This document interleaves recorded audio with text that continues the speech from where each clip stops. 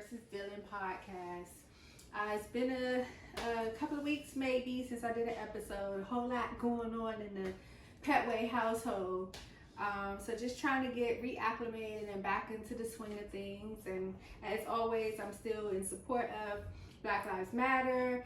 And I am still in support of Vote to Save America, which is an organization that I'm a part of right now, where I adopted a state. I adopted Pennsylvania. There are several swing states that went red last time but should have been blue that we can get to be blue this time. So Pennsylvania is the state that I chose. So there'll be more to come as far as what's going to happen with Pennsylvania, how we're watching the election, the presidential election, and also the local state governments in Pennsylvania, so that we can make a difference and we can turn that state all the way blue. So I've had so much going on, but I do want to get back to what I started this podcast for in the beginning, which is focusing on Dylan versus Dylan, which is Hayes and Harper and my journey with them. So this episode is all about the getting back into the workforce, right? So I told you all before that I have a full-time job. I am an HR manager. I also do real estate, and I also have a general contracting company. So during my pregnancy, I really didn't do too much in real estate because my pregnancy was so rocky and rough. I just didn't have the energy or the mental capacity, quite frankly, to deal with that. So I kind of put that on hold.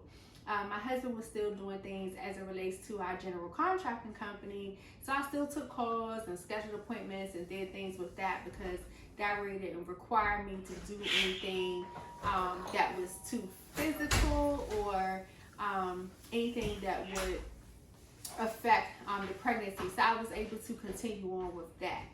So it was time for me to go back to my HR position. And it's a position that, requires me to have daycare.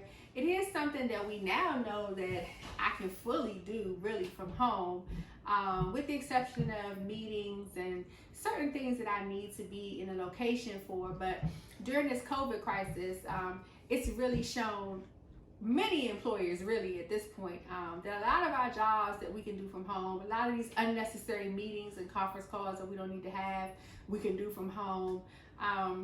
So during that time, it was, I got to come back in the office and got to come back in the field and, get going. So I had to really think about, is that something that I really even wanted to do? And I've never been the person to stay at home. I'm someone that is more in the mindset of, I'm an entrepreneur, really. That's what my mind is totally focused on. But I actually had to think about, do I want to go back now? Is now the time to, just go ahead and go full-fledged entrepreneurial and quit this job that I've been in for over 20 something years? Or do I want to, continue to try to do it all? And in order to do it, that required the whole daycare process. And I had to really sit down and talk to my husband and evaluate, what are we going to do? I looked at an au pair. An au pair is when someone comes from another country and you basically kind of pay for their sponsorship for them to be here. You pay all the cost of that. So it's one big old fee that you pay. And then they make a certain amount of money a week to basically live in your house. And they pretty much, are there to almost basically full time to help you take care of your children. So I looked into that. I looked into the traditional kind of nanny situation. And then I looked at in-home daycares and in daycare centers. And we had to sit down and really think, does it make sense for me to go back to work because the amount of money that we're going to pay doing any of these options? Or, should I just keep them home and just quit? So I went back and forth with it, but really I knew that right now wasn't the time for me to just full-fledged walk away from what I'm doing. So I decided, to go ahead and go back to work. And by this time, I knew that I would go back I wanted to go back when they were about 4 months, which was in January. So I started my journey of looking for daycare probably like November-ish, the end of October. And let me tell you, it's really hard. trying to figure out if you want in-home, you want a center, or what it is you want to do. I had to weigh all my options because I've done like both with my other children. They've started out with in-home and then they went to centers. So I didn't know if I wanted to start that route. It is a lot harder to find daycare for 2 babies at the same time versus just looking for 1 child. When I would call around for openings, people were like, well, I got an opening now, but I don't know if I'm going to be able to hold the spot until January. So I had that issue as well with people not necessarily being able to hold a spot or just simply not having spots open. So I interviewed a few at-home daycares, and one of them I went to, I walked in her house, and it literally smelled like mothballs, and I was like, okay, this is just not going to be it. Like, we could just go ahead and go. But I didn't want to be rude, so I still went down in her basement and saw where she kept the children, and you know, you had to take your shoes off down there and not work on their mats and certain things you had to do, and I liked that part of it, but it just seemed like a dated situation. The smell, I couldn't get past the smell. Like, that just took me out. Like, I just imagine my children coming home and smell like mothballs every day, and I couldn't do it. Okay, like I couldn't do it. That situation wasn't for me. Nice woman, just wasn't for me. Then I went to go visit another woman, very nice, and she had an assistant, so she was able to have like more children than the last provider had. And she was in her basement as well, and she had like one side that was for the infants and the other side was kind of like more for the toddlers, but I could tell that they would really be like mixed in, and I was concerned about the safety of the twins at the time because they were 4 months, and them being kind of too intermingled with all the toddlers that she had. So I had to really think about that. I liked her personality, which is important. Like, you have to connect with the person, you have to feel comfortable. And I always brought the babies on every visit with me or wherever I went to because I really wanted to see how people interacted with them. And, you know, in both situations, those women were very in tune with Hayes and Harper. You know, they wanted to play with them and hold them and love on them. And so that's important too. So I had to take all those things into account. Their prices were pretty similar, so it really wasn't like a difference there. And you know, you have to look at all the little things like with at-home daycares, how many vacations they want to take, because all people need a break away from children, whether you're the parent or whether you're the provider. Everyone needs a break to like reset. So I had to look at that too, like, you know, how is that going to work with my job, and when they want to take their vacations, is that going to be in line with what I want to do for my household? So I had to take that into account as well. So you know, I went from there. Then I said, okay, let me take the center approach. So I called a few centers that people told me about. Some of them were higher than others. Some of them were like completely booked up. But I went to one center and they had a space for, well, they didn't at the time, but they were going to have a space at the time that I needed. So I went in there and it was okay. You know, it was they were nice. But one of the teachers that they said that was going to be the twins' you know, teacher or provider, she was just a little dry. And I consider myself to be very outgoing, very social. And she was just a little too dry for me. So I was like, I don't know. You know, the center was okay. The center was nice, but I was just like, I just don't know. So then I tried a different center. And my daughter Jada went to this particular center, not that location because they now have 4 locations, but she went to one of their other locations that's before and after care for school. So I was familiar with their processes and stuff, but I had never had a child to go there while they were a toddler or infant or anything. So I didn't know how they were with that. So, you know, I called, they said that, oh, you know, at that time they would have an opening for 2 babies. I just had to pay a deposit. So I went in there and I met with them and they took me on a tour of the location, and I like, quite simply, I just like how they do things there. I love the way that the provider was so into Hayes and Harper, you know, wanted to hold them, had so many questions about when were they born, you know, they're premature, what are their needs going to be, you know, they need any special needs, anything like that. So I was really, really, really thankful for that interaction. I love the fact that they have this app that they use that I could, be sent pictures, and the other center had that as well. But I could be sent pictures. I can know what they're doing, like updated information every time they have a bottle, every time they have a bowel movement, when they go outside, like every single thing that's going on with them, I know about.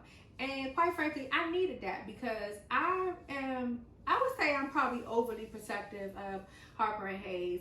I've been that way about all of my children. They'll tell you, like, I'm the worrywart mother. Like, I'm always concerned about, are you okay? Is everything okay? What's going on? What we need to do? So in this situation, with everything I've been through just to get Harper and Hayes here, I can truly tell you that I was very selective of daycare, and just I needed that peace of mind. And I think all parents, especially moms, after you bonded for a period of time with your baby in your 9 months or however long it was, they come out, they're home with you for whatever period of time you stay home, and then you go back to work, and your mind is on your babies all day. So you need to know that they're in a safe environment, a loving environment, and you just want to know, and you want that extra assurance and peace of mind that they're doing okay. So the app situation really helped, and it really sold me. And I think also knowing that, whether whoever was on vacation, it didn't matter because the daycare center will always be open. Now that price, let's talk about that price. Now the price for them with the sibling discounts and all that is like $558 a week for 2 babies. And that's car payment, mortgage payments, vacation money. I don't know, it's a lot. Okay, the daycare expense is a lot. But the fact that I know that I have to get up every day and go to work, and I gotta pay somebody $558 a week just for me to go to work is a lot. But I will say that the money is worth the services that they provide. So, I went with that center. I signed up. I knew, okay, this is what it's gonna be. Let's get started. So I paid my deposit, got past that. Then, prior to, I did that pretty early on. I want to say I did that like the beginning of December, maybe in November, around that time frame. So they held the spot until I came back like midweek, middle of January is when I came back. But prior to that, I reached out to the infant and toddler program at the recommendation of their pediatrician because they were premature, to make sure that developmentally they were in line with where they should be. Because as you know, like, okay, they're 4 months old, but their adjusted age is 2 months old. So until they're 3, developmentally we go by their adjusted age, not their actual age that they are, because they were born so early. So that was a factor. So I contacted them. We had a home-based assessment where I want to say it was like about 4 women came into my home, and they talked to me. They saw Hayes and Harper. They interacted with them, and they just asked me a whole lot of questions about where they were in their development, what I was looking for and things like that. I felt like they were on track with where they should be, but I just needed that extra reassurance. And there were some things, like I said, I noticed that they started having the flat head syndrome situation, and we had to get them helmets down the line. We got helmets for that, but they didn't have the helmets at the time that those women came. But I told them that was one of my concerns that I was starting to see. And then, Harper had kind of like a crook in her neck situation. I think they called it torticollis or something like that. So we wanted to keep an eye on that. So, they also got involved in their care, and they were a factor too. Once they went back to daycare, I got assigned a particular therapist for them, like basically kind of like an occupational therapist for them. And she came out every month. For Harper and Hayes. They both had their own sessions, but basically at the same time. So let's say 30-minute sessions per child, so an hour, once a month. Well, actually in the beginning, I think it was like twice a month for a little bit. And so she came out, and she saw their situation once I finally went back to work, and she just assessed. We would meet, and she assessed how they were doing. So I went through that process. And so that was an adjustment too, like knowing that I had to deal with that, trying to go back, get ready to go back to work, and knowing that I had to plan things around when they had to come, to assess them. not knowing if, you know, the babies are going to be okay to go back. Going back to work is such a pressure on a parent. All parents, both parents. Especially because depending on whatever your work schedule is and your system is for your household. I know Jada was still in school, so she was going to 7th grade at the time. So, you know, I still was dropping her off, and then, you know, I dropped the babies off, and I had a whole system, and then I wanted to be the one to pick them up, and then, or, you know, my husband would meet me at the daycare to pick them up, and like all these thoughts of how we're going to do this. It's a lot of pressure to go back to work, and quite frankly, I truly understand why a lot of moms don't want to do it and simply don't. I take my hat off to any stay-at-home mom, because it is a job to stay at home all day with your children, and to take care of them. You still got to take care of yourself. You still have to take care of your household, and you know, you have to have your quality time with your other children. You have to have quality time with your spouse, and you know, have a moment to yourself for some sanity, some clarity, because we all need that adult time. But it's a lot of pressure, and I think that society, especially in the United States, it's a lot of pressure on women to just come right back. They think, oh, okay, 6 weeks vaginal, 8 weeks C-section, you're ready to go back, just go back.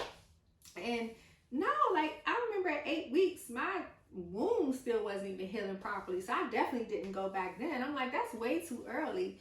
And I'm still, for me, still bonding with the babies, because keep in mind, they didn't come home right away. So it was an adjustment. I lost time. I felt like having that real bonding time with just me and them, because they were in a NICU.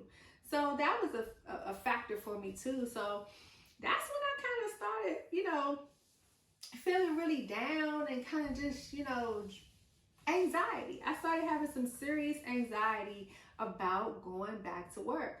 I remember calling my OBGYN, and I'm like, I'm feeling down, I'm feeling blue. I'm not feeling thoughts like I want to do anything to myself or anything like that, or to the babies, but I'm feeling anxious and nervous. I kept feeling like something was going to happen to them.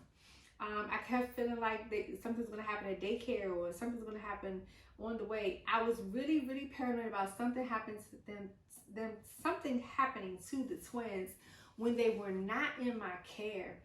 And it was keeping me up when I was trying to get sleep, when they were asleep. I was petrified. I was truly petrified about, am I doing the right thing? You know, should I really be going back, because I'm just not doing well? So he prescribed me some Zoloft, and he's like, you know, you need to take this because you're having some symptoms of postpartum. And I'm like, yeah, I think I am. I think I am. I want to say that I know I am, and I need to talk myself through this, but I also need some help with it, because I can't do it myself. My anxiety was starting to take over. It was to the point that you stop enjoying the time that you do have with your family, because you're obsessing. I was obsessing over the time that I wasn't going to have with my family, because I had to go back to work, and I was obsessing over just the thought of something happening. So I got on the medication, had to give it a couple of weeks to like really get in my system, and I started feeling better. I felt a little bit better about my decision. And I'm not a bad mom because I wanted to go back to work, or had to go back to work, need to go back to work. I'm somebody that I feel like I can do it all. You know, yeah, I knew then I was going to get back into real estate, get back that started, and push forward with other things, other projects like that I wanted to do, like this podcast. And I knew I was going to go back to work, and I was like, I can do this. I can still be everybody's mom, right? All of my children's mom, my husband's wife, you know, a good daughter, a good human being, and, you know, I can still go to work and get things done. It's a lot of pressure though. It's a lot of pressure because you want to satisfy everybody, but I've come to the realization that I can't satisfy everybody all the time. So it's a little thing called doing the best that you can with what you have. And that's what I do. I try to take every day, one day at a time. And some days are good and some days are bad. And that's just what life is going to be. It's this little roller coaster. And I just want to be on for the ride and whatever comes my way. So with going back to work, once I got on that medication, I finally went back and I dropped them off for the first time. And I probably called several times throughout the day, and I kept looking at the app all day. Every day it got better. It got better and better and better. But looking at their faces, like when you drop them off and then when you come back and pick them up and how happy they are to see you, is no greater feeling than that, than knowing. And then knowing how well they were cared for. It got to the point where every day when I would drop them off, they were having their little smirks and smiles at the daycare, you know, people in there, because they loved them and I knew that they loved them. And I got those phone calls that something was wrong, but I didn't get any major phone calls about anything wrong, but just those little things they need to communicate with you about. I got those things. So that gave me the comfort of knowing. And everybody has been so pleasant. Going back to work, people were very welcoming to me. I went back to a different territory, so I had to get acclimated to new people and situations. And that was a lot too. It was a little stressful, just wondering how is it going to be. But in the end, it all worked itself out.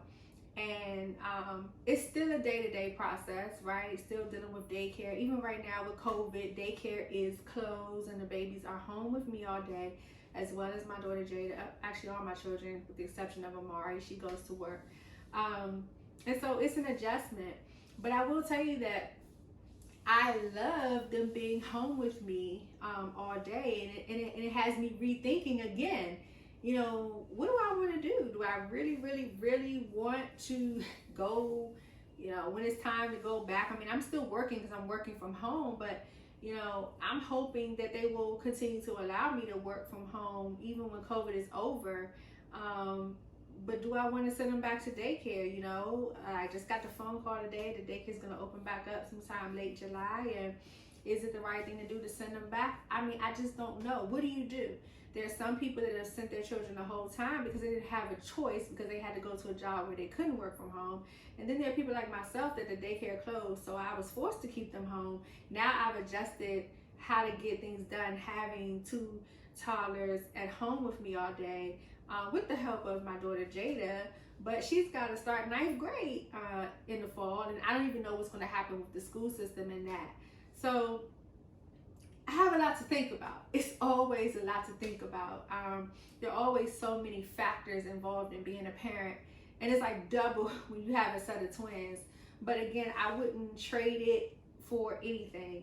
So I just want to say I take my hat off to all of you moms out there, whether you are staying at home and you're not working, but you're working because you're taking care of your children, or whether you're that mom that's dropping your babies off at home daycare centers, nannies, whatever you're doing because you're getting out there and you're working, or those moms that are working from home and have their children at home with them.